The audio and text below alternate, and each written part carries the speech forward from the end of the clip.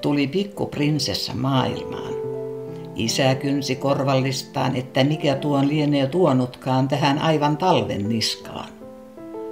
Tuli sangen alasti pakkaseen ja alkoi sen Jeremiadin, joka turvaa itkun tyrskeeseen ja merkitsee, minä vaadin. Tässä on tämmöinen kortti, jonka Aaro on lähettänyt vanhemmilleen Pispalaan ja siellä lukee, että 8.3. että on tämmöinen naarasmerkki ja brunette ja sitten siinä on reikä. Eli hän halusi kertoa, että on syntynyt tämmöinen tummantukkainen tyttö 8.3.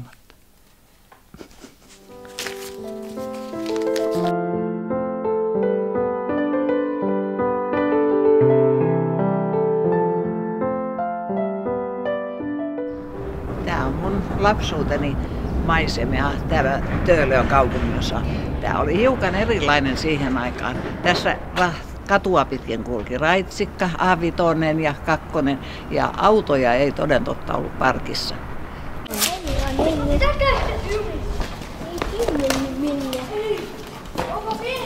Tuon viereisen talon piharakennuksessa vanhempani asuivat siihen aikaan, kun minä synnyin.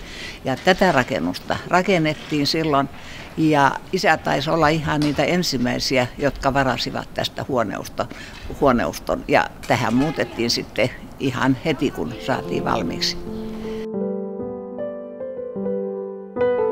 Tuossa toisessa kerroksessa asuu semmoiset oikein villit veljekset, Putte ja Ville, jotka olivat semmoisia, ne harrastivat kaikkia kolttosia ja kerrankin ne oli tehnyt jotain kemiallisia kokeita ja kaikki ikkunat pamahti ulos ja pojat laskeutuivat ränniä pitkin tähän pihamaalle.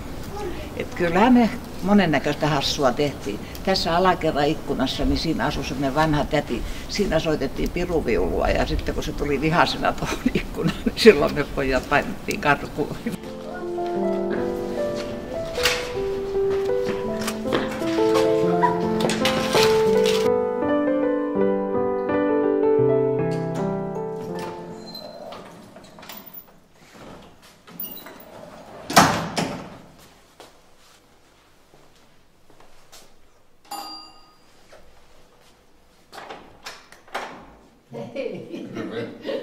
Ei kokeilla.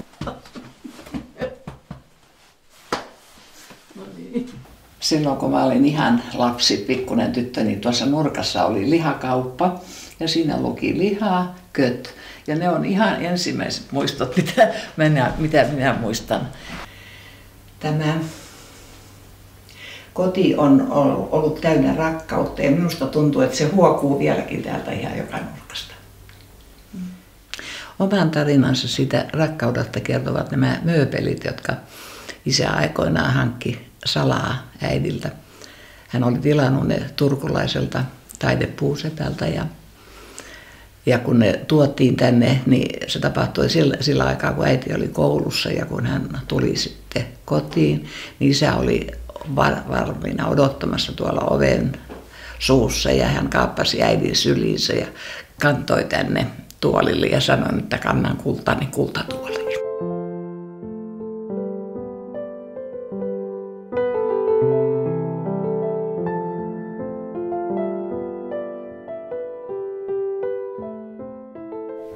Tiedätkö sä, että sä olet yksi noita Suomen katsotuimpia malleja, sua on hirveän paljon ihmiset tuijottaneet tietämättä, kuka sä olet. Muistatko sä siitä jotain siitä alusta? Joo, kyllä mä muistan ne tämän muovailuhomman siellä Kulosaaren saunan purstua, kun se oli etu tai semmoinen. Joo. En mä tiedä, kuinka paljon sä muistat, sulle on kerrottu siitä, sä olit niin pikkuinen. Kyllä mä muistan ne pehmeät itämaiset matot siellä lattialla, jotka on lämmittänyt se. Nämä oli silloin jo 3 vuotta, vaikka siinä patsaassa. Mä olin 2-vuotias sitä.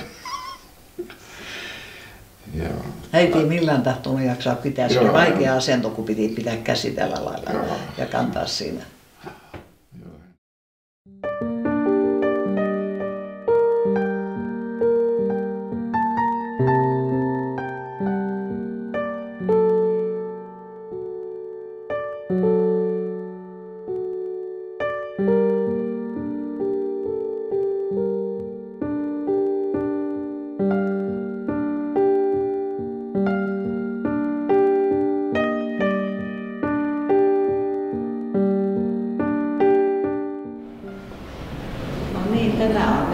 tämä tyttönurssi, jota minäkin olen käynyt 9 vuotta.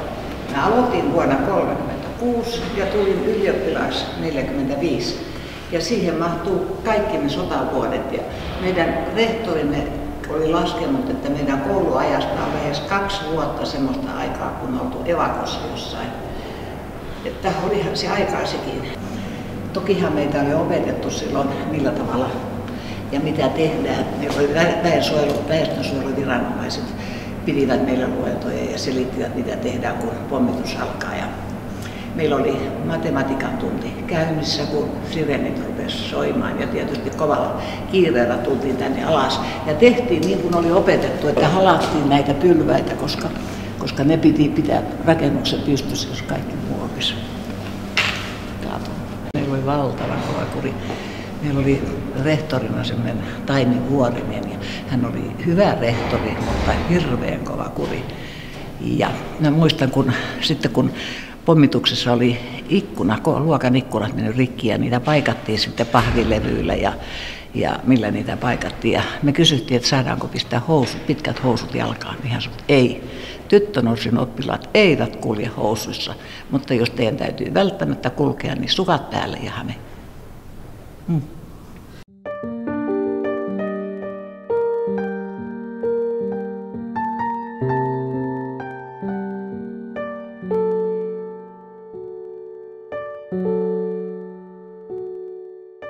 Sodan aikana niin kun saatiin ruokatavarat kortteilla ostaa, niin koskaan ei saanut vatsaansa oikein täyteen syödäkseen. Meillä oli semmoinen kotiapulainen impi, jonka lellivauva Eero oli. Ja meidän mielestä ei sen parempaa ruokaa ollut kuin paistetut perunat. Ja mun mielestäni hän keräsi aina Eeron lautaselle enemmän niitä perunoita kuin mulle. Ja sitten kun siinä sitten irvailtiin jotain, niin mä hermostuin hirveästi ja heitin Eeroa haarukalla. Ja se haarukka tarttui tuohon vasempaan käsivarteen ja se jäi siihen tärisemään pystyyn. Silloin pelästyttiin kaikki hirveästi, että miten pitkälle oli menty.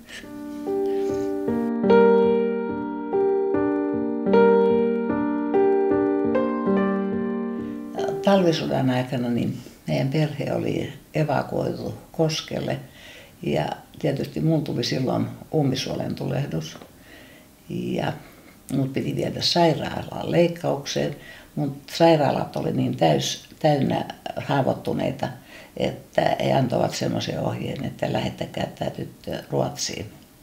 Ja niin minut lähetettiin sitten sotalapseksi Ruotsiin.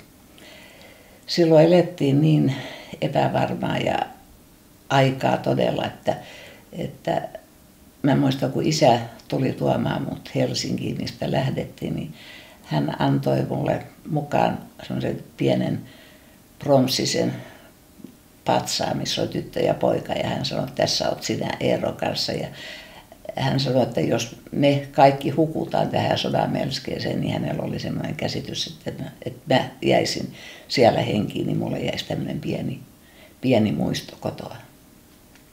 Tässä pätkä Ruotsiin kirjoitetusta kirjeestä silloin sotatalvena 40. Kirjassasi olit iloinen, kun sinua oli haukuttu nätiksi. Ethän sinä ruma olekaan ja saatat joskus tulla kauniiksikin. Mutta eikös Raamatussasi sanota, etsikää ensin Jumalan valtakuntaa ja hänen vanhurskauttaan, niin kaikki muu teille annetaan. Lienetköhän huomannut, että ihmiset usein pyrkivät kauniiksi aivan väärää tietä. Eivät kuitenkaan piippaukset ja maalaukset ja koristukset kykene tekemään muuta kuin koreita kuolleen kuvia. Sellaisia, joita mannekiineina näet Stockmannin akkunoissa. Todellinen kauneus kasvaa aina sisältäpäin ja saattaa vähitellen muovata, kuten Eno Savea muovaa, rumankin ulkoasun uuteen asuun. On sellaisiakin ihmisiä, joiden sielun kauneus paistaa heidän kasvoistaan, äänestään ja koko elämästään. Ajattelepa äitiäsi. Koeta tulla hänen kaltaisekseen, vaikka oletkin saanut isältäsi perinnöksi häijyyttä ja itsekkyyttä. Siellä vieraalla maalla Luulen äitisi opastuksen ja esimerkin kirkastuvan sinulle paljon väkevämmin kuin Museokadulla. Jos olet viisas, voit sieltä oppia hyvin paljon.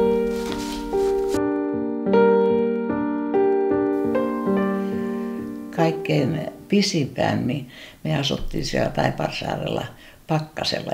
Muun muassa silloin kesällä, kun tämä jatkosota alkoi, niin silloinkin me oltiin siellä Taiparsaarella. Ja silloin oli semmoinen evakuointikäsky siinä justiin meneillä, että kaikki meidänkin tavarat oli koottu polkupyörien päälle, niin että piti olla valmiina lähtemään milloin vaan.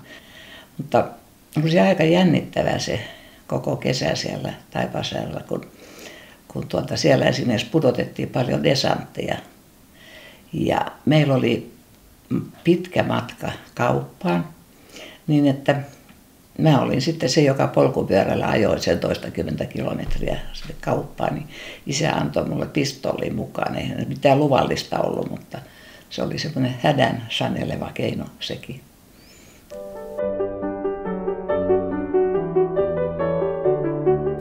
Sitten tämä mun opiskelun lähtö niin oli vähän semmoinen kaksipiippunen juttu, että mun olisi itse tehnyt mielelläni ruveta lukemaan eläinlääkäriksi, mutta siihen aikaan se ei ollut mahdollista. Suomessa piti lähteä joko Ruotsiin tai Saksaan. Ja se velanottokin hiukan kauhistutti, niin että mä toisaalta ajattelin, että mä lähden lukemaan jotain yliopistoa, mutta sitten tuntui, että kun on jalat maassa, niin mä lähden lukemaan maatalousmetsätieteellisen. Ja aloitin sitten samana vuonna 1945, jolloin sota oli loppunut. Siellä oli hirveän paljon miesopiskelijoita. Musta tuntui, että siellä oli 200 miesopiskelijaa ja vaan kourallinen tyttöjä. Ja 1,5 vuoden päästä meillä oli sitten harjoittelu edessä. Yliopistolta oli määrätty ne harjoittelupaikat ja mullekin osoitettiin tämä Sauvo. Minulla ei ollut aavistustakaan, missä se Sauvo on. Mä tiedän, että jossain se on siellä Turun lähellä.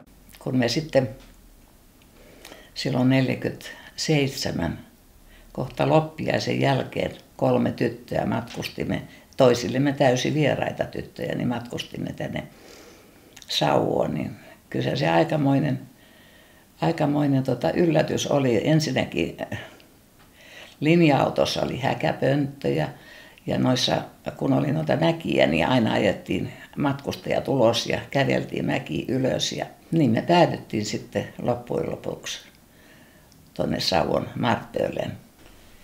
Niin se työnteko siellä Marttöllessä se oli aika rankkaa. Kieltämättä kaupunkilaistytöille, kun sanotaan nyt, että maitotonkat olivat silloin, ne oli 60 litrasia ja kun ne piti nostaa ensin maitolavalle ja siitä kärryille tai rekeen ja jälleen Siuri meijeriin ja taas sieltä, niin kyllä siinä tarvittiin just ne voimanrippeet, mitä oli jäljellä. Mutta kyllä me siinä työnteossa pärjättiin. Sitten tietysti tarvittiin niitä hupiasioita kanssa ja siitä harjureiden boksista tuli oikeastaan semmoinen nuorten kokoontumispaikka. Siellä oli hirveän likaiset ja tapetit ja me ajateltiin, että me voidaan niihin lisää sitten tehdä jatkoja. Ja niinpä me jokainen uusi ihminen, joka tuli sinne kämppään, niin me mitattiin ja vedettiin seinään viiru siihen kohtaan ja pistettiin päivämäärä ja nimi. Ja niin sinne sitten Tapaninkin nimi ilmestyi sinne muiden joukossa. Kesä tietysti teki sitten, kun tutustuttiin Tapanin kanssa aina enemmän, että molempien vanhat heilastukset siitä sitten hävisivät. Minä huomasin, että oikeastaan sen ajan tyttöjen miesihanne oli ehdottomasti semmoinen sotilas, joka olisi ollut sodassa ja ne oli urhoollisia, ne oli erilaisia kuin jotkut pojankoltias, jotka ei ollut. Ja Tapani oli ollut sotaretkensä, aloitti ihan talvisodan alusta ja oli sitä ennen ollut sotaväessä ja Rukissa. Että hän niiltä osin täytti nämä ihanteet ja toiveet.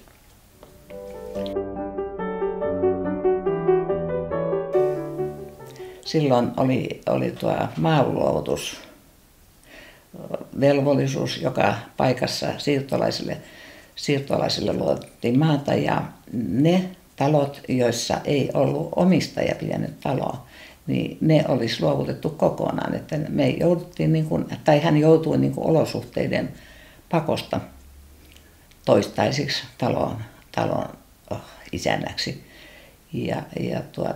Niin se vaan sitten jollain lailla lipsahti, että minäkin jouduin sinne. Että seuraavana kesänä meidät vihittiin Helsingin juhannuksena Helsingin Töölön kirkossa ja siitä meidän yhteinen taipaleemme alkoi.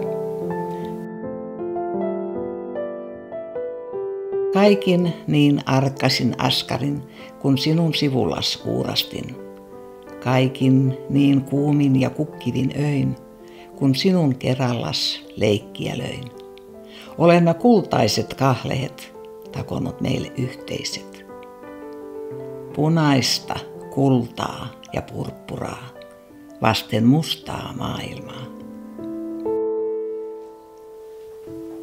Kieltämättä olihan se muutos Helsingistä Ampolaan aikamoinen. Vaikka sitä oli ollut maalla töissä, niin se oli ihan eri kuin sitten, kun kaikki vastuu siirtyi itselle. Ampola oli ollut oikeastaan semmoisena ulkotilana yli 30 vuotta. Se oli aika huonossa kunnossa, siellä ei ollut paljon minkäännäköistä remonttia tehty. Vintin katto oli semmoinen, että kun ajettiin hevosella vinttiin, niin hevosen jalka saattoi pudota navetan puolelle ja talon katosta vuoti vesi sateella, niin että piti juoksuttaa ämpäreitä ja pesuvateja sinne vinttiin. Ja vettä ei tullut eikä mennyt. Huoneet lämmitettiin muureilla, jota talvella piti lämmittää 2 kertaa päivässä, niin että kyllä siinä elävä palavas tunsi, niin kuin mun anoppini sanoi. Meillä tuli Ampulasta yliopiston harjoittelutila. Esimerkiksi siihen emännän hommaan sen oman työn lisäksi kuului se, että vietiin pellolle. Ja aamulla oli ensin aamuaterialle tultiin ja sitten 9:30 piti viedä kahvi ja voileivät pellolle.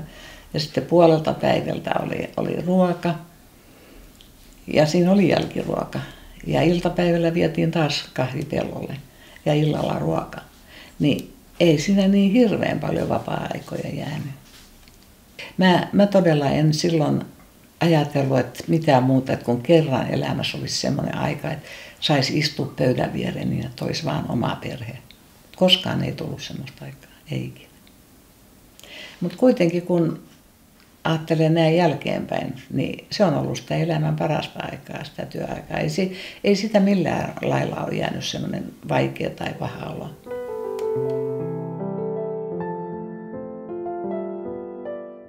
Kun me siis kesällä mentiin naimisiin, niin Hanna syntyi sitten seuraavana maaliskuussa ja mä olin menossa, oli semmoinen liukas keli, olin menossa Mylpakan vanhuksille vievään ternimaitoa ja mä olin sitten siinä viimeisille, niin menin potkukelkalla ja siellä rannassa oli semmoinen paikka, missä oli uhvotusta, siis jäätä tien päällä ja mä liukastin siinä ja kierin polkukelkan kanssa sen rinteen alas sinne jäälle. Ja eihän siinä mitään, vaan tulin kotiin sieltä ja kaikki meni sillä lailla, mutta sitten seuraavana yönä tämä tyttö rupesi tulemaan maailmaan. Tuli vähän niin pari viikkoa ennen aikaansa. Ja sitten se oli siis 49 ja sitten meidän Kalle syntyi jouluaattona 51. Ja sekin oli sillä lailla vähän hassu juttu, että kun Kallen piti syntyä jo 3 viikkoa aikaisemmin, mutta eipä se vaan syntynyt, eikä silloin ollut minkäänlaisia, ei sitä millään lailla kiirehditty sen kummallisemmin. Siihen aikaan linja-autot eivät kulkeneet sitten, kun oli jo edessä joulu, niin jouluna ei kulkenut. Viimeinen linja-auto lähti aattona kello 5 Turusta. Tapani oli siis Turussa ja hän olisi jäänyt odottamaan, mutta kun kotona oli tämä pieni Hanna ja kaikki muut kun odottivat sitä joulua, niin hänen piti lähteä sillä viimeisellä autolla Turusta tulemaan. Ja sitten Kalle syntyi 5:30 aikaa illalla. Ja mä ajattelin, että nyt tarvitsisi saada sana sitten äkkiä kotiin, koska puhelinkeskukset suljettiin kello 6 ja ne aukaistiin vasta Tapanin päivänä. Niin tiedon kulku oli hiukan erilaista kuin tänä päivänä. Et sitten kun Tapani käveli sieltä tievierestä kotiin, niin siellä oli sitten jo tieto, että nyt on poika maailmassa. No se hankalaa siinä mielessä, että silloin kun Hanna syntyi, niin silloin meillä ei ollut vielä vesijohtoa. Että esimerkiksi kylvetettiin niin, että oli semmoinen peltipunkka ja se pantiin 2 tuolin päälle ja prasussa oli hiillos ja siinä mä pesin häntä. Ja silloin vielä ei ollut siis tuvassakaan tehty mitään remonttia. Lattiat oli niin kylmät, että kun siellä oli vesisaavi, niin vesi jäätyi yön aikana, että mulla oli lattialla muutamat vällyt ja siinä oli sitten leikkikehä, ettei hän päässyt sitten sinne kylmempiin paikkoihin, pysyi sinne lämpimämpänä. Mutta Hannan kanssa pärjättiin, kun Hanna oli hirveän rauhallinen ja kiltti, mutta Kalle oli sitten taas ihan erilainen semmoinen temperamenttikas kaveri, joka huusi kaikki yöt niin, että ei meidän nukkumisesta tahtonut tulla yhtään mitään. Ja semmoinen niin kerkiväinen, että joka paikkaan se kerkisi tekemään, oli hirvittävän utelias. Milloin se putosi, kerrankin se putosi, kun meillä oli semmoinen kellarikeittiön lattialta, mentiin perunakellariin, niin oli semmoinen jonkunlainen lapsen tyttö, jonka piti vahtia sitä, kun mä olin navetassa, niin hän oli jättänyt sen luukun auki ja Kalle putosi pää edellä sinne kellariin. Mutta ei siitäkään tullut kuin tommoinen aivoterähdys, että siitä selvittiin hyvin. Kerran Kalle juoksi virtsakaivoon ja saatiin viimeisessä hädässä se sieltä nostetuksi ylös ja se haisi kuin mikäkin ennen kuin saatiin se puhtaaksi.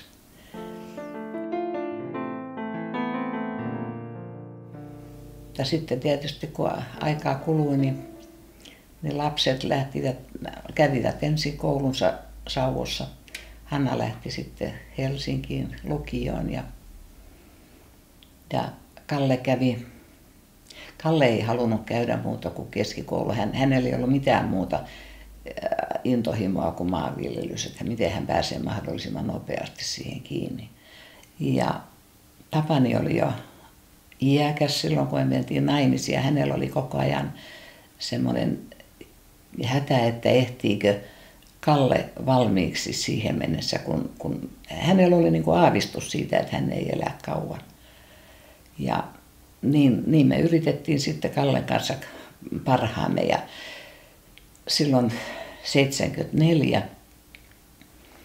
niin Kalle oli päässyt sieltä Skuffaverkenistä pois ja oli käynyt sotaväen ja oli tarkoitus vielä, että hän lähtee syksyllä Uuteen-Seelantiin 1 vuodeksi harjoittelemaan. Hän oli jopa liput ostettu valmiiksi ja sitten seuraavana vuonna piti sitten tapahtua jonkunlaista sukupolvenvaihdosta. Mutta luoja oli ajatellut asiaan vähän eri tavalla ja niin sitten yhtenä juhannuksen tienoilla tuli Kalle elämänsä loppuun.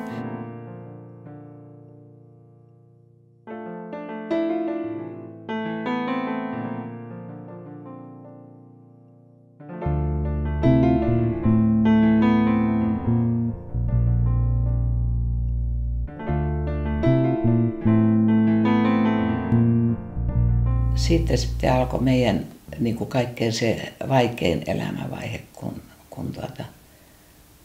Tapanille rupesi ne sydän streikkaamaan. Että se Kallen menetys oli se ylivoimainen asia. Että hän kuoli sitten seuraavana vuonna.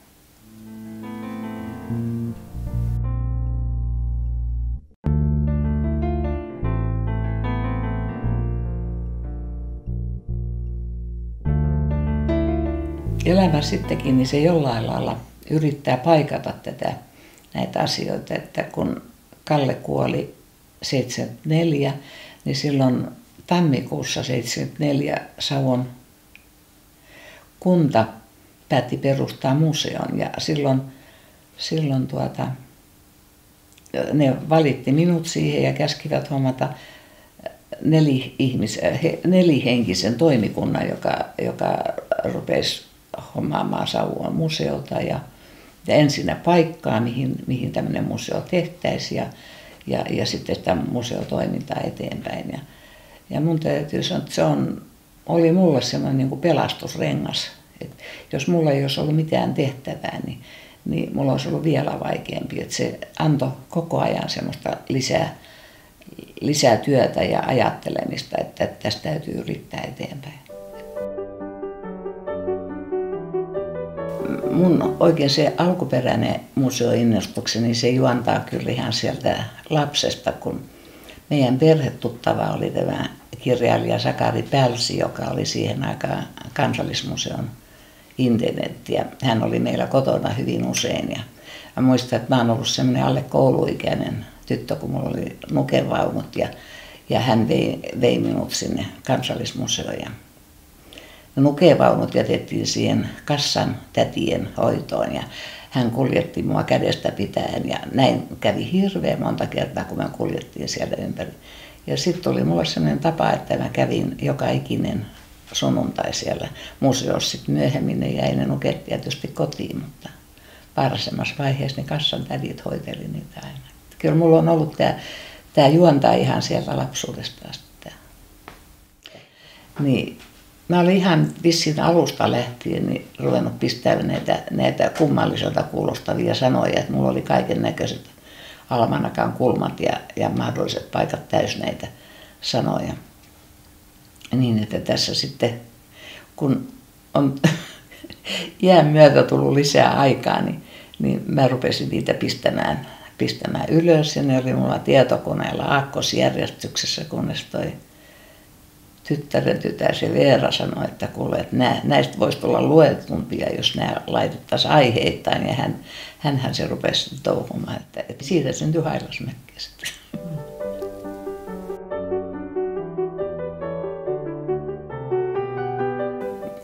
Isä esimerkiksi antoi monenlaisia niitä elämänohjeita, niin hän sanoi, että tässä elämässä niin koitaisi ajatella niitä kaikista asioista, mitä sä teet, niin koita hakea aina se keskitie.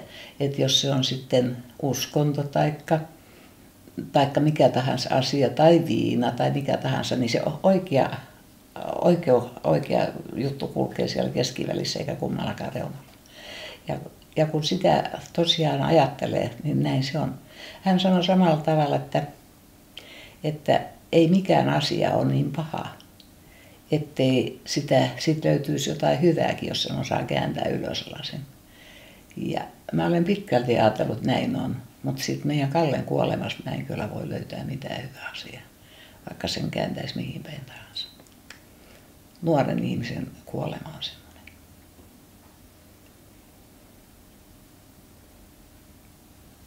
Näin vanhemmiten niin elämän niin kaikkein hauskimpia ja tärkeimpiä asioita on nämä lapset ja lastenlapset ja lastenlastenlapset. Mutta tietysti lapsenlapset, niin heille mä olen iso mummi. Mutta sitten kun rupesi tulemaan näitä lapsenlapsenlapsia, niin kysyttiin, että mikä sä oikein halusit olla, koska siellä oli jo seuraava polvi mummuja ja isoäitejä. Niin mä sanoin, että mikäs minä tässä muun on kuin kantaemo. Ja siitä nyt sitten jäi tämä emo. Niin pieniksi kasvoimme. Äskettäin olit Vaahteran lehdellä vierelläin. Niin väljästi mahduimme sekunnin rakoon, kuin aika ois antaunut onnemme jakoon. Ei silmäni kanna ilon laidasta laitaan. Kuin pieniksi joskus tulla taitaan.